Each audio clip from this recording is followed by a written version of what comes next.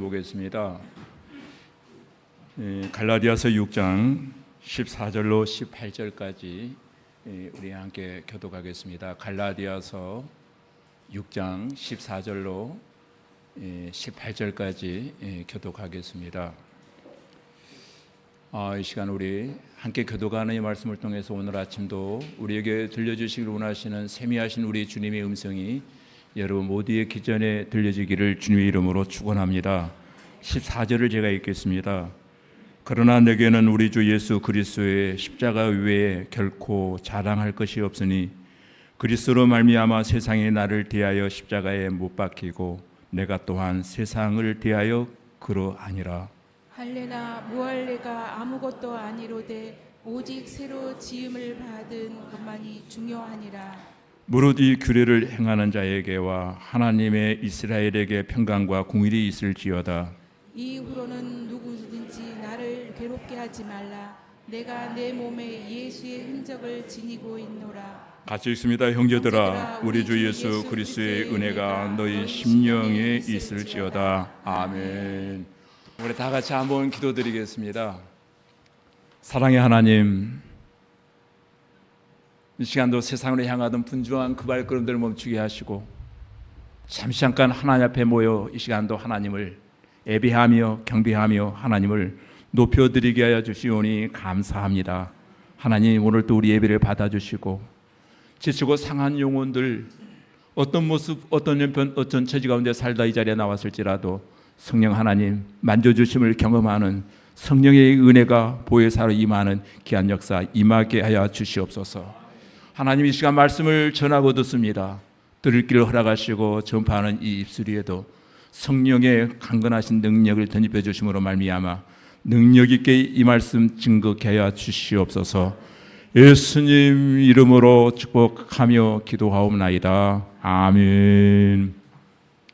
오늘 말씀의 제목이 나의 자랑은 오직 십자가라는 제목을 정했습니다. 오늘 이 제목이 이 시대를 살아가는 저와 여러분들의 고백이요 간증이 되었으면 하는 간절한 바람 속에서 이 제목을 정했습니다. 왜 우리가 십자가를 자랑해야 할까? 한 주 동안 곰곰이 묵상하고 또 기도하는 가운데 여러 가지 생각을 해보는 한 주간이었습니다. 오늘 읽은 본문을 통해서 몇 가지 이유를 말씀드리려고 합니다. 사람은 잘났든 못났든 저마다의 자랑거리들을 가지고 살아갑니다. 그 사람이 하는 자랑거리가 무엇인가를 보면은 그 사람의 인격의 사이즈를 어느 정도 알 수 있게 됩니다. 또 설령 입술로는 자랑하지 아니한다 할지라도 정말로 다른 사람에게 꼭 자랑하고 싶은, 드러내고 싶은 그 무엇들이 우리에게는 있습니다. 사람마다 모양은 달라도 다 한두 가지의 자랑거리들이 있더라는 겁니다. 제가 주일 설교를 마치면은 방송실에서 준비한 유튜브와 그 영상들을 모니터링을 합니다. 모니터링을 약 1시간 정도 오전 오후 설교 다 모니터링하는 가운데 혹자는 말할 거예요. 아니, 자기 한 설교를 자기가 저렇게 열심히 듣고 있나 생각할지 모르겠습니다만은 그렇게 하지 아니하면 저에게 발전이 없기 때문에 근간에 꼭 그 모니터링을 하려고 열심히 노력하는 가운데 있습니다. 공부하는 마음으로 모니터링을 합니다. 그런데 이 모니터링을 하는 가운데 가장 내가 한 설교인데도 듣고 싶지 않고 지워버렸으면 좋겠는 부분이 있는데 나도 모르게 내가 내 자랑을 하고 있는 부분들이 나와요. 이런 부분을 보면은 막 얼굴이 갑자기 빨개지면서 혼자 보는 영상입니다만은 왜 내가 이런 소리를 했을까? 나도 모르게 은근히 나를 자랑하고 있는 모습이 보이지 않게 나타났을 때 굉장히 부끄러움을 느끼곤 합니다. 여러분, 세상을 살아가면서 이것만은 꼭 어떤 일이 있어도 정말 자랑하고 싶다. 다른 건 몰라도 이것만은 꼭 사람들이 알아줬으면 좋겠다 라고 하는 것, 그것이 다 한두 개는 있겠지요. 오늘 본문에 나오는 바울 사도에게는 자랑거리가 하나 있는데 정말로 어떤 일이 있어도 이것만은 꼭 자랑하고 싶은 것이 하나 있었는데 그것이 바로 십자가였습니다.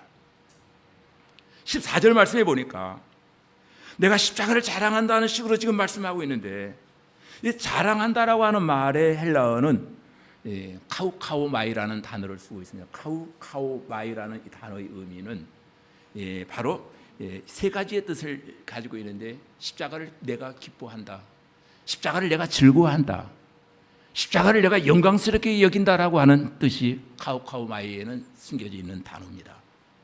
즉 쉽게 해석하면, 나는 십자가를 크게 기뻐하고 즐거워한다, 나는 십자가의 영광을 위해서 살고 싶다라고 하는 그 고백이기도 합니다. 여러분, 그러면서 그는 말합니다. 내 평생에 내게는 우리 주 예수 그리스도 외에는 결코 자랑할 것이 하나도 없다. 십자가만 오직 자랑하고 싶다. 이 말을 다시 해석하면은, 내가 내 인생을 돌이켜보아도 나에게는 자랑거리가 하나도 없는데 꼭 하나 자랑해야 할 것이 하나 있다면은 그것이 바로 십자가다. 여러분, 바울에게 왜 이렇게 십자가가 자랑거리가 되었을까요? 이 고백을 하고 있는 바울의 과거의 이력을 우리가 한번 살펴볼 필요가 있습니다. 예수 그리스도를 만나기 전 바울은 누구보다도 완벽한 자랑거리를 간직하고 산 사람이었습니다. 그 시기에 모든 사람들이 부러워할 만한 조건을 완벽하게 갖춘 사람이 바로 바울이에요. 그의 이력서를 잠깐 소개합니다. 바울의 고향이 어디였나요? 아시나요 혹시? 길리기아 다소입니다. 바울이 자기의 고향을 소개할 때마다 길리기아 다소라고 하는 말을 꼭 짚고 있는 이유가 있습니다. 왠 줄 압니까? 나는 촌놈이 아니야. 도시 출신이야. 도시에서 태어난 사람이야. 그리고 로마 시민권을 가지고 있는 유대인 중에도 특권층에 해당되어지는 그런 사람이었고, 나는 당대의 최고의 석학이라 일컬어지는 가말리엘 문화에서 수학한 그런 문화생이었다. 바울은 갈라디아서 1장 14절에 이렇게 말합니다. 내 동족 중에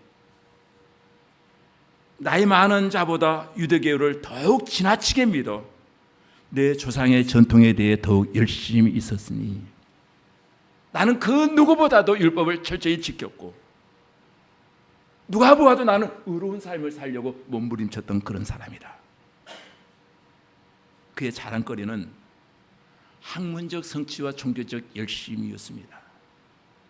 그 모든 것들을 자신의 노력과 능력으로 성취해 왔던 사람이 바로 바울이에요. 그는 정통 히브리인이었고 바리새파였고 또한 그 시대 최고의 석학인 가말리엘 문화의 최고의 수제자였습니다. 신앙적인 면에서 어떻습니까? 요즘 방언 하나만 해도 굉장히 자랑거리가 되어지는데 그는 여러 나라의 언어를 자유롭게 구사할 수 있는 그런 사람이었습니다. 전에는 구전에 의하면 약 7개국 정도의 언어를 구사했다고 합니다. 심지어 로마서가 마무리되면, 로마의 사역이 마무리되어지면은 로마서 15장 23절로 또 28절에 보면은 내가 서바나에 가서 복음을 증거하리라. 서바나가 어디예요? 스페인이잖아요.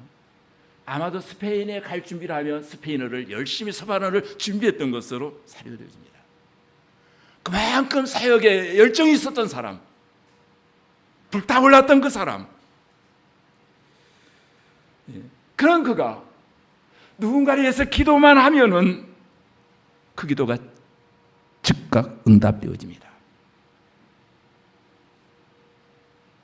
아픈 사람들의 몸이 나았습니다. 얼마나 자랑거리가 많습니까? 영적으로도. 그의 사건 가운데 두 가지만 한번 소환해 보겠습니다.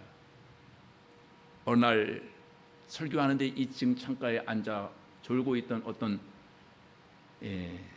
유두거라 이름하는 청년이 떨어져 죽게 되어집니다. 설교 중 마치고 그에 가서 안수기 되었더니 죽었던 유두고가 살아납니다. 그것만 있었나요? 유라굴로 광풍을 만나 멜리데 섬에 이르렀을 때 독사에 물렸는데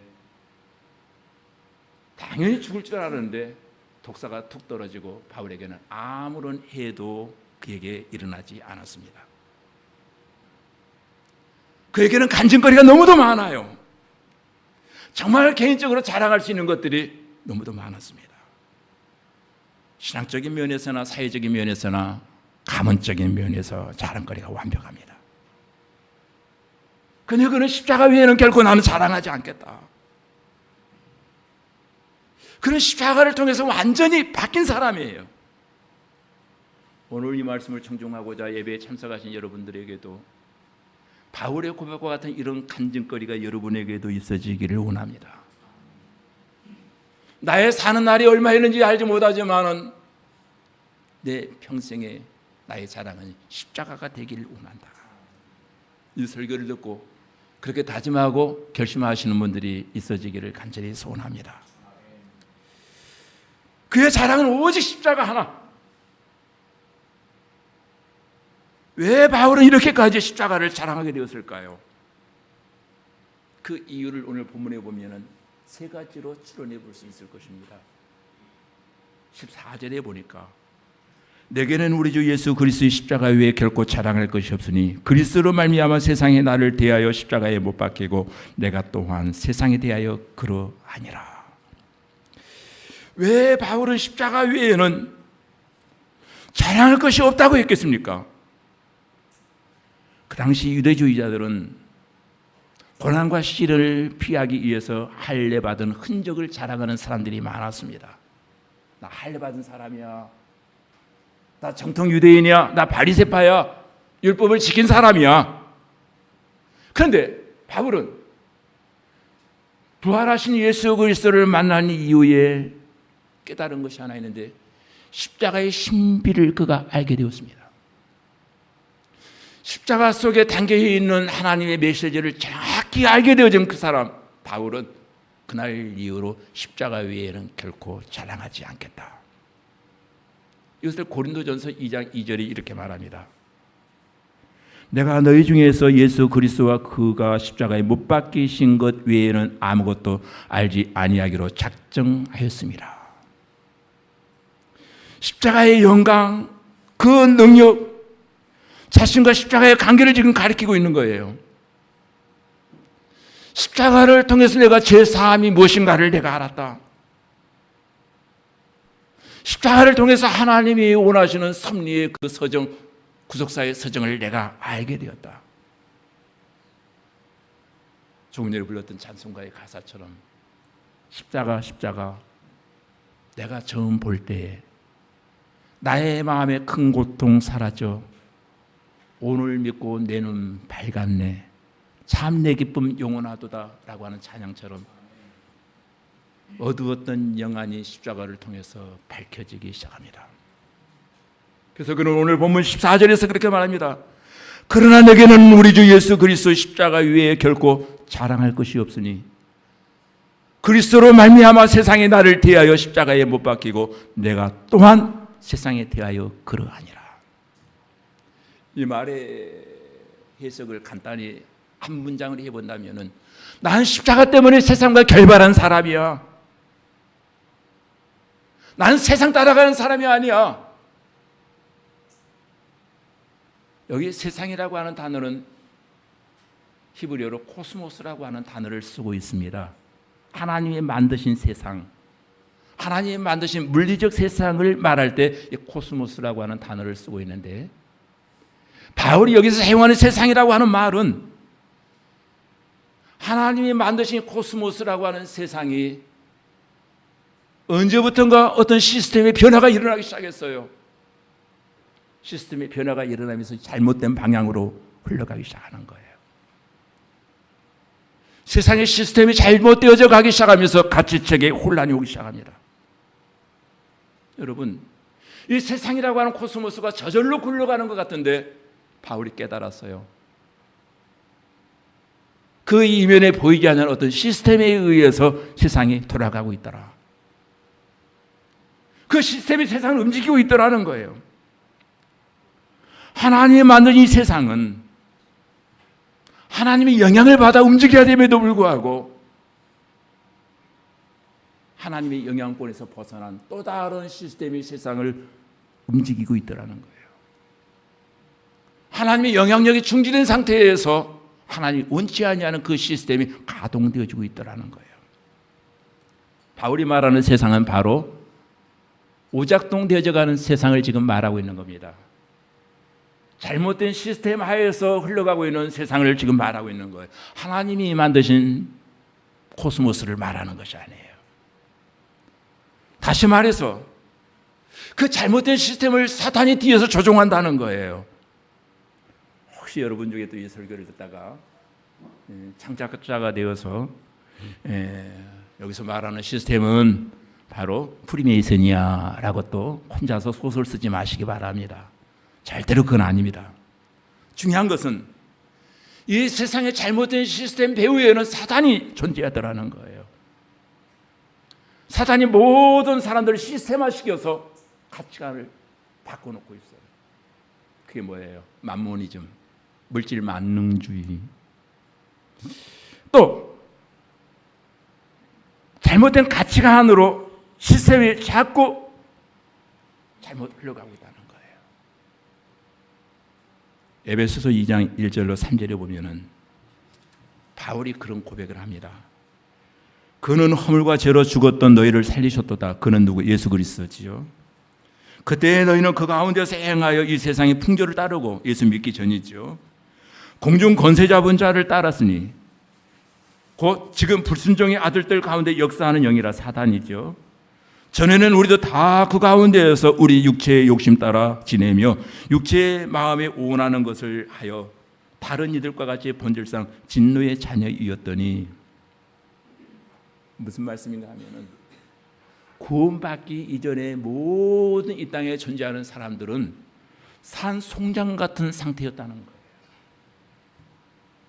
물론 살아서 노래하고 말하고 돈도 벌고 뭔가 합니다. 근데 하나님 안에 들어와 있지 아니한 사람은 영혼이 죽어있는 상태라는 거예요. 어떻게 죽어 있습니까? 그들은 육체의 욕심 따라 살아간다는 거예요. 지금 시스템이 잘못 오작동하고 있는 거죠. 이 세상의 풍속이 그를 지배하기 시작합니다. 바로 바울이 말하는 그 세상의 시스템을 지금 말하고 있는 거예요. 성경은 누차에 걸쳐 우리에게 경고합니다. 세상 욕심 따라 살면, 사단이 설치해 놓은 시스템에 빠져버리면, 그것이 전부인 줄 알고 살아가면 인생은 반드시 망할 것이다. 멸망할 것이다. 그러면 우리가 어떻게 해야 이 잘못된 시스템에서 벗어날 수 있을까요? 이 잘못된 시스템에서 벗어나려고 수많은 사람들이 인류 역사에 보면 노력해 왔습니다. 선행을 통해서 시스템을 고쳐볼까? 율법을 지킴으로 내가 달라질 수 있을까? 종교를 통해서 내가 달라질 수 있을까? 철학을 통해서, 공부를 통해서, 지식을 통해서 수많은 사람들이 노력했음에도 불구하고 되지 않았습니다. 아무런 변화가 일어나지 않습니다. 오늘 이 말씀을 하고 있는 사도 바울 본인도 종교적인 열심으로, 지식으로 뭔가 좀 다른 삶을 살고 싶어 몸부림쳤던 사람이 바로 바울입니다. 그런데 어느 날 깨달았습니다. Nothing, 아무것도 할 수 없다. 아무 소용이 없고 나는 아무것도 할 수 없다. 그러던 어느 날 그 종교적 열심이 뭔가를 하기 위해서 열심히 가는 가운데 다메섹에서 예수 그리스도를 만납니다. 다메섹에서 예수 그리스도를 만난 이후에 그 인생에 180도 전환이 일어나기 시작합니다. 예수 그리스도를 만난 이후에 그렇게도 핍박하고 박멸하려고 했던 십자가를 그가 자랑하기 시작합니다. 그 이후에 바울이 빌립보서 3장 7절로 8절에 고백합니다. 그러나 무엇이든지 내게 유익하던 것을 내가 그리스도를 위하여 다 해로 여길 뿐더러 또한 모든 것을 해로 여기면 내 주 그리스도 예수를 아는 자식이 가장 고상하기 때문이라. 내가 그를 위하여 모든 것을 잃어버리고 폐쇄물로 여기면 그리스도를 알고. 예수 그리스도를 만나기 이전 바울은 세상 학문이 최고인 줄 알았고 율법 준수가 최고인 줄 알았는데 그리스도 예수를 만난 이후에 진짜 가장 고상한 지식은 예수 그리스도라고 하는 사실을 깨닫게 되었다는 거예요. 오늘 이 본문 설교를 듣는 가운데 여러분에게도 이와 같은 의지적 변화가 일어나기를 주님의 이름으로 축원합니다. 그랬으면 참 좋겠습니다. 변화가 일어나기 위해서는 십자가의 진정한 의미를 우리가 알아야 된다는 거예요. 알기 위해서는 말씀을 묵상하고 고민하고 애써야 됩니다. 가만히 있는데 십자가의 의미가 깨달아지나요? 교회에 오래 다녔다고 깨달아지나요? 아니에요. 십자가는 이 세상에 헛됨을 보여줍니다.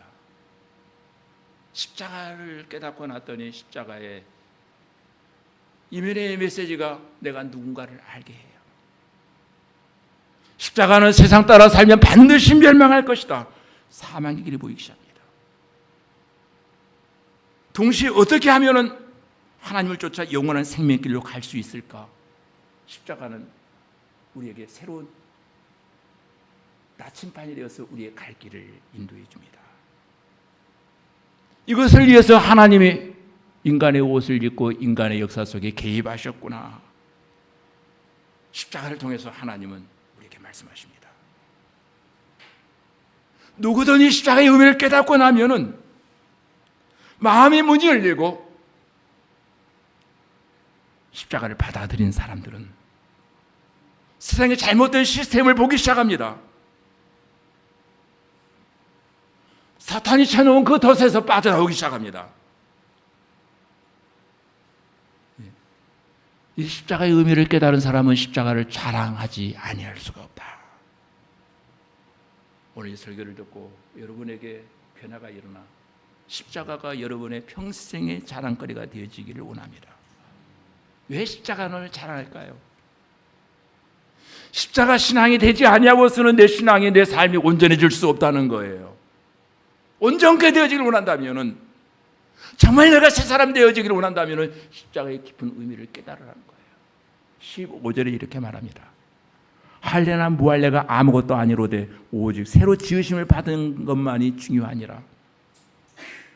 율법을 지켰느냐 안 지켰느냐, 할례를 받았느냐 안 받았느냐, 이건 아무것도 아니야. 중요한 것은 네가 인 크라이스트 예수 안에 들어옴으로 말미암아 새로운 피조물이 되었는가. 그러면 어떻게 해야 네가 새로운 피조물이 되어갈 수 있느냐? 성경은 말합니다. 인간의 노력이나 열심과 수양을 통해서 인간은 바뀌는 존재가 아니라는 거예요. 입법을 해서 법률을 집행하면은 사람들이 새롭게 변화되어지나요? 법이 사람을 새롭게 하는 것이 아니다. 종교가 사람을 바꾸느냐? 아니다는 거예요. 왜 이렇게 많은 노력을 하고 많은 제도가 있고 열심을 내는데도 불구하고 왜 이 땅에는 새 사람들이 없을까요? 그 이유는 하나입니다. 여러분, 바로 우리가 병든 것이 아니라 죽었기 때문에 죽은 사람은 새 사람이 될 수 없다는 거예요. 바울이 바라보는 사람은 산송장이다는 거예요. 죽었다는 거예요. 병든 사람에게는 치료약이 필요하고 약을 먹으면 바이러스가 물러가고 치료 회복되어지겠죠. 근데 죽은 사람에게 약이 필요가 없어요. 약이 안 들어요. 죽은 사람에게 반드시 어떤 치료제가 필요한 것이 아니라 살아나는 것이 필요하다는 거예요. 바울은 새로운 시각에서 이 본문을 조명하고 있습니다. 바로 이 사건을 조금 더 이해하기 위해서는 우리 요한복음 3장으로 돌아가 봐야 됩니다. 니고데모라 일컬어지는 공회의 의원이 하나 등장합니다. 이 사람은 성경학자였고 존경받는 72인의 대표 가운데 한 사람이었습니다. 소위 말하는 국회의원이에요. 입법하는 사람이에요. 근데 이 사람이 하나의 고민이 있었습니다.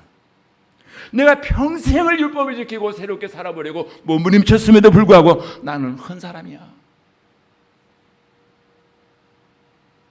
어떻게 하면 내가 새 사람이 될 수 있을까? 고민하고 갈등하던 그가 사람들이 볼까봐 한밤중에 예수 그리스도를 찾아옵니다.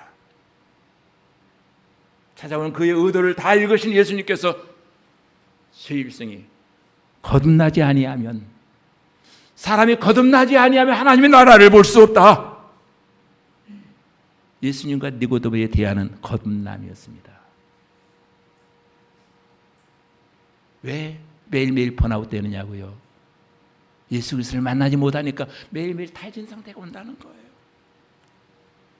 정말로 네가 새 힘을 얻고 새 사람이 되기를 원하느냐? 어게인 다시 태어나야 된다. 다시 태어나야 된다.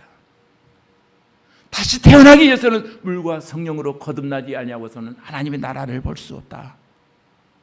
이 말의 의미를 깨닫지 못했습니다. 영안이 어두웠던 니고데모의 말씀의 의미를 깨닫지 못하고 사람이 어떻게 두 번 태어날 수 있는가? 이 큰 덩치가 다시 어머니의 뱃속에 들어가 다시 태어나야 된단 말입니까? 예수님이 영의 문제를 말하고 있지만 그는 육의 문제로 지금 문제를 접근하고 있었습니다. 육의 사람과 영의 사람의 특징이 바로 여기에서 확인이 드러나기 시작하죠.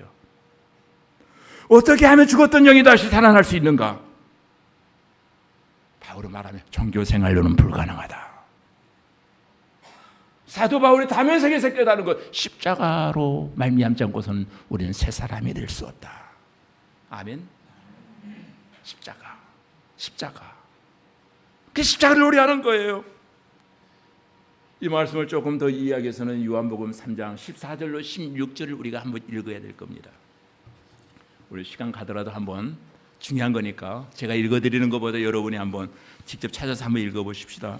요한복음 3장 14절로 16절입니다. 찾으셨나요? 요한복음 3장 14절 16절입니다. 시작. 광야에서 뱀을 든 것 같이 인자도 들려야 하리니 이는 그를 믿는 자마다 영생을 얻게 하려 하심이니라.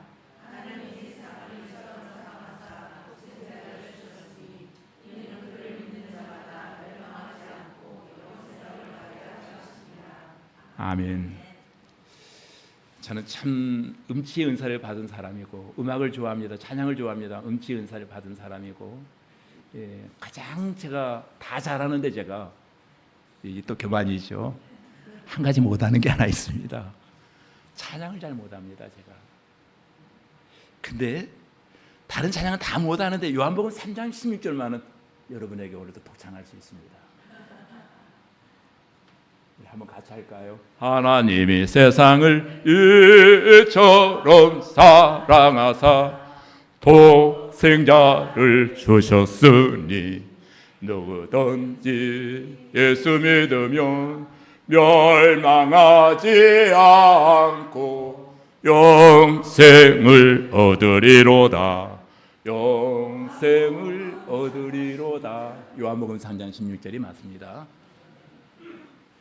여러분 이게 십자가를 바라보면 산다는 거예요.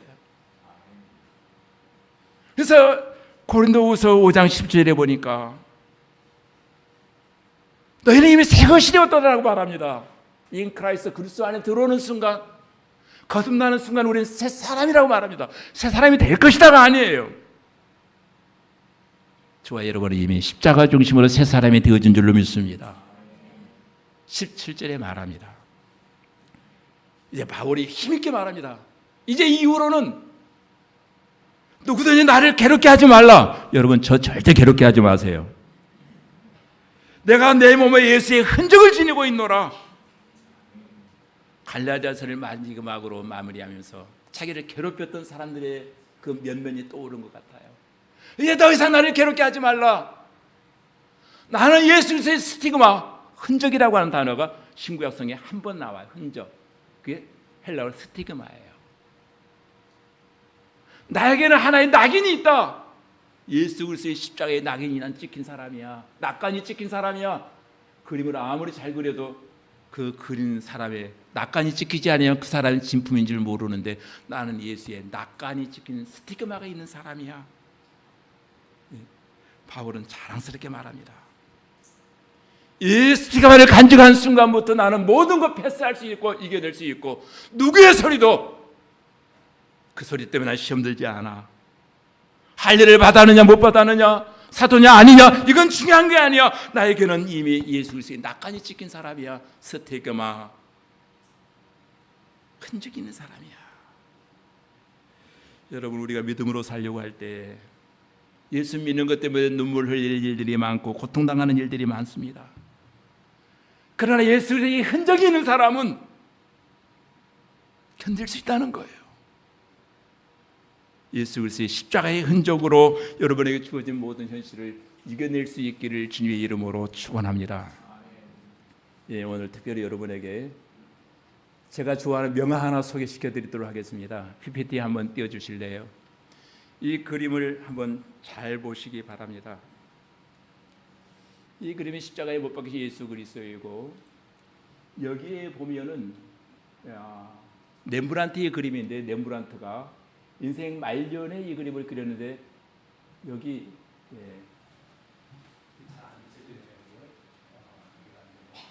저기 있는 사람이 렘브란트예요. 약간 대머리 스타일의 이게 한 사람이 나타날 거예요. 여기 이렇게 있는 사람이 렘브란트인데 렘브란트는 이 그림을 그려놓고 예수님이 십자가에 못 박힐 때 나도 거기 있었어요 라고 하는 부제로 이 그림이 유명해지기 시작합니다. 다른 사람이 예수를 십자가에 못 박은 것이 아니라 나도 그때 거기에 있었어요. 나도 공범이에요. 십자가에 못 박은. 그러기 위해서 렘브란트는 이 그림을 그려서 나도 거기에 있었다라고 말합니다. 또 다른 그림 하나 보여주세요. 여기 보면은 돌아온 탕자의 비유인데 저 뒤에 기둥 뒤에서 숨어서 보는 아들이 누군지 아세요? 큰 아들이에요. 기둥 뒤에 약간 숨어서 보죠. 기분 나쁜 눈초리로 눈이 째졌어요. 눈이 째진 사람이 원래 저런가 봐요. 근데 여기 앉아서 있는 사람이 바로 렘브란트 자신이에요. 나도 돌아온 탕자의 비유에서 나도 그때 거기 있었다라고 자기 그림을 자기 자상을 꼭 그려놓습니다. 그림마다. 또 하나 보여주세요. 이게 렘브란트예요. 자, 다른 그림 하나 더 보여주실까요? 이게 스테반을 순교하는 장면인데 이때 이 그림을 렘브란트가 19살 때 그린 그림이기 때문에 자기의 그림이 아주 동안으로 빨간 옷을 입고 예쁜 모습으로 소년의 모습으로 나타나죠. 저 끝에 있는 그림이 바로 이 사람이 여기 있는 빨간 옷을 입고 있는 사람이 렘브란트예요. 이 렘브란트라고 하는 사람은 종교 개혁 시기에 태어나서 그림을 통해서 예수 그리스도를 자랑하고 증거하고 싶었던 사람. 내게 유일하게 주어진 것이 그림 화장이라면은 내게 주어진 이 그림을 통해서 예수 그리스도를 자랑하고 싶다. 예수 그리스도를 증거하고 싶다. 근데 어떻게 하면 이 그림이 더 돋보일까? 모든 그림마다 자기의 자상을 그려놓고 부제를 답니다. 나도 그때 거기 있었어요. 나도 범인이에요. 나도 나쁜 놈이에요. 이렇게 해서 렘브란트는 그 그림을 통해서 열심히 전도합니다. 렘브란트에게 하나의 꿈이 있었어요. 그림 그리는 목사, 그림 그리는 신학자, 그림 그리는 전도자. 자기의 그림을 통해서 예수 그리스도만을 높여드리기 위해서 오직 성경적인 그림을 수없이 그려내기 시작합니다. 이때가 19살 때 그린 그림이고, 그러더니 이제 렘브란트가 오직 예수, 내가 잘하는 게 하나 있다면 그림 그리는 건데 이걸 통해서만 예수 그리스도를 증거할 수 있고 높여드릴 수 있다. 그러던 가운데 그가 36살 되던 해에 제가 오늘 도슨트가 되어서 그림을 소개하겠습니다. 미술관에 오셨다 생각하고 도슨트 얘기를 잘 들으세요. 36살 되던 해에 20살 되어진 여인을 하나 만나게 됩니다. 그 여인의 이름이 사스키아예요. 이 사스키아는 어떤 여인인가 하면은 그 시대의 당대의 최고하는 시장과 판사의 딸이었어요. 애동딸이었어요. 그래서 둘이 사랑에 빠지고 나이 차이 16살 차이 나는데 결혼을 하는데 이 사스키야가 결혼 지참금으로 40억을 가지고 옵니다. 지금 돈으로 하면 엄청난 돈이에요. 40억을 가지고 와요. 그러니 이제부터 이 철없는 남편 렘브란트는 매일 그림만 그리면 되는 거예요. 다른 거 할 필요가 없어요. 예, 이게 바로 사스키야입니다. 사스키야를 자기 부인 사스키야를 모델 삼아서 10년간 열심히 그림을 그립니다. 그러면서 그랬던 그림 가운데 이게 사스키야의 그림가, 렘브란트의 그림가 꽃을 든 여인의 이 그림이. 그래서 꽃을 든 남자가 바로 여기에서 패러디된 거예요. 꽃을 든 남자가 이게 꽃을 든 여인, 자기 사스키야 자기 부인을 그린 거예요.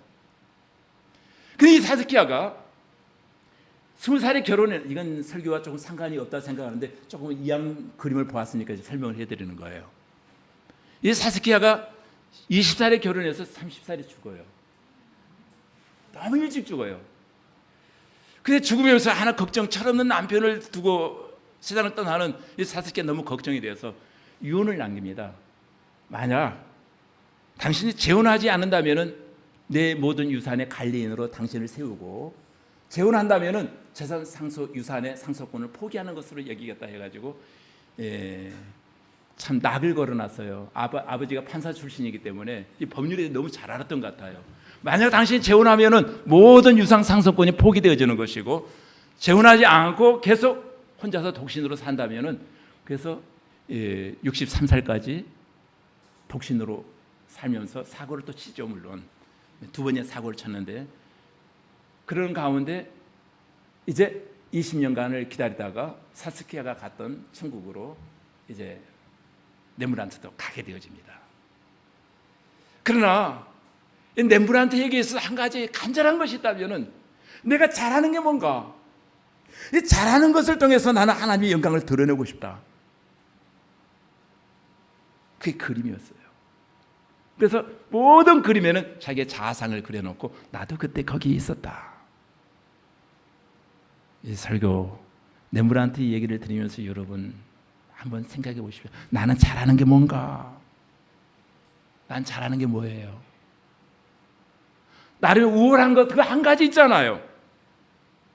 그거 가지고 그리스도를 증거하고, 나는 여러분들이 렘브란트처럼 그걸로 예수 그리스도를 증거했으면 참 좋겠다는 바람을 가져봅니다. 이제 사스키야만 쳐다보니까 좀 지어주세요. 이제 안 보도록. 미국 초기에 철학자여 종교 지도자여 목사였던 조나단 에드워드라고 하는 사람이 이런 말합니다. 하나님의 영광은 예수 그리스도의 십자가를 통해서 완성되어진다. 이 말의 의미가 여러분 깨달아집니까? 하나님의 영광은 솔리데오 글로리아라고 하는 하나님의 영광은 십자가를 통해서만 완성되어질 수 있다. 이 말씀을 조금 해석해 드릴게요. 우리 고린도전서 10장 31절에 보면은 너희가 먹든지 마시든지 무엇을 하든지 다 무엇을 하라고요? 하나님의 영광을 위하여 하라. 여기서 하나님의 영광은 예수 그리스도예요. 그러니까 너희는 먹든지 마시든지 무엇을 하든지 다 예수 그리스도를 위하여 하라. 왜? 하나님의 뜻을 십자가에서 하나님의 영광을 드러낸 사람이 예수 그리스도고, 십자가를 통해서 완성했거든요. 그러니까 이 말의 의미는 하나님의 영광은 예수 그리스도를 통해서만 나타나고, 그리스도의 사역의 핵심은 바로 십자가다. 오직 십자가. 사도 바울이 그렇게도 외쳤던 나의 자랑은 오직 십자가입니다 라고 했던, 오늘부터 여러분 먹든지 마시든지 무엇을 하든지 다 하나님의 영광을 위하여 예수 그리스도를 위해서 살아가는 저와, 그 십자가를 위해서 살아가는 저와 여러분들이 되시기를 주님의 이름으로 축원합니다. 여러분, 이 시간 우리 다 같이 기도할 때 우리 모두가 자신의 자랑권을 포기하고 십자가만을 자랑하게 하소서. 십자가로 인해서 우리 모두가 새로운 피조물 되었다고 하는 것을 알게 하시고, 성령께서 날마다 인도하셔서 하나님 뜻대로 살 수 있는 인생들이 되게 해달라고 기도하는 저와 여러분들이 되어지기를 원합니다. 제가 기도하겠습니다. 사랑과 은혜의 하나님, 오늘도 허락하신 말씀을 통해서 우리가 오직 예수 그리스도의 십자가만을 자랑해야 함을 깨달아 알게 해주시오니 감사합니다. 우리의 모든 자랑거리들을 내려놓고 사는 날 동안 얼마를 더 살는지 알지 못하지만 십자가만을 자랑하다 십자가만을 이해 존재할 수 있는 우리 모두들이 되게 하여 주시옵소서. 예수님 이름으로 기도하옵나이다. 아멘.